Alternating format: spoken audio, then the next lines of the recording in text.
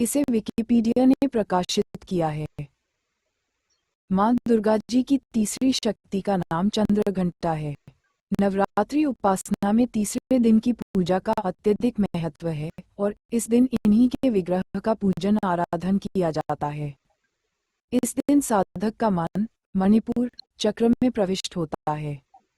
लोकवेद के अनुसार मां चंद्रघंटा की कृपा से अलौकिक वस्तुओं के दर्शन होते हैं, दिव्य सुगंधियों का अनुभव होता है तथा विविध प्रकार की दिव्य ध्वनियां सुनाई देती हैं। ये क्षण साधक के लिए अत्यंत सावधान रहने के होते हैं। श्लोक। पिंज प्रवरारुधा चंडकोपास्त्रकैर्युता प्रसाद तनुते मह्यम चंद्रघंटेति विश्रुता। स्वरूप।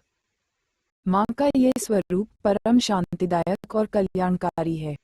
इनके मस्तक में घंटे का आकार का अर्धचंद्र है, इसी कारण से इन्हें चंद्रघंटा देवी कहा जाता है। इनके शरीर का रंग स्वर्ण के समान चमकीला है। इनके 10 हाथ हैं। इनके 10 हाथों में खड्ग आदि शास्त्र तथा बाण आदि अस्त्र विभूषित हैं। इनका वाहन सिंह है।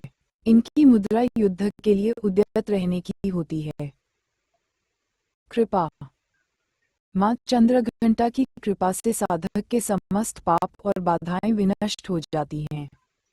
इनकी आराधना सदैव फलदायी है। मां भक्तों के कष्ट का निवारण शीघ्र ही कर देती हैं। इनका उपासक सिंह की तरह पराक्रमी और निर्भय हो जाता है। इनके घंटे की ध्वनि सदा अपने भक्तों को प्रेतबाधा से रक्षा करती है।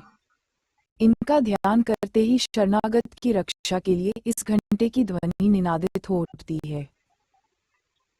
मां का स्वरूप अत्यंत सौम्यता एवं शांति से परिपूर्ण रहता है।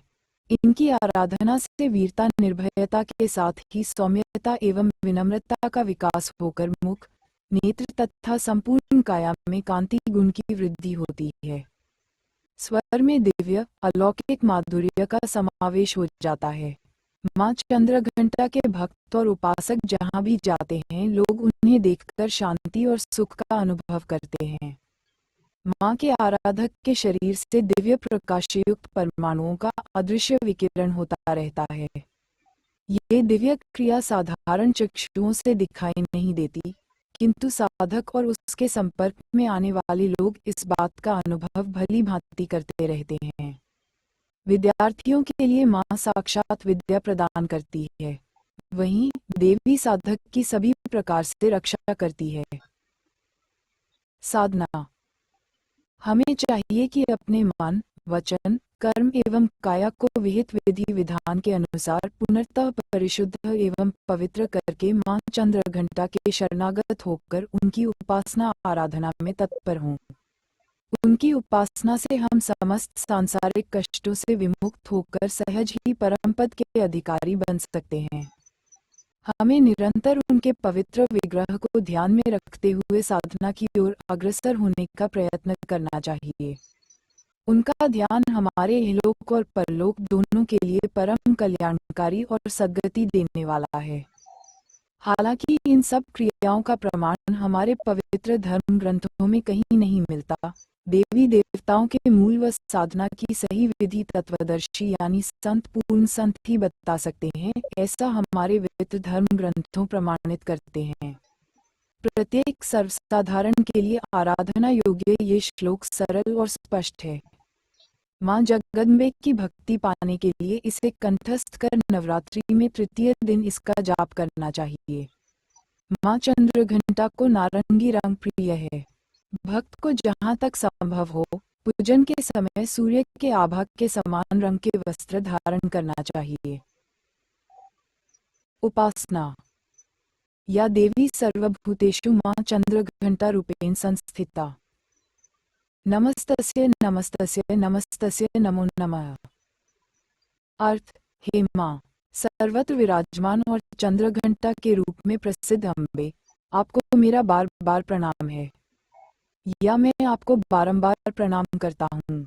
हे मां, मुझे सब पापों से मुक्ति प्रदान करें। इस दिन सांवली रंग की ऐसी विवाहित महिला जिसके चेहरे पर तेज हो को बुलाकर उनका पूजन करना चाहिए। भोजन में दही और हलवा खिलाएं। भेंट में कलश और मंदिर की घंटी भेंट करना चाहिए।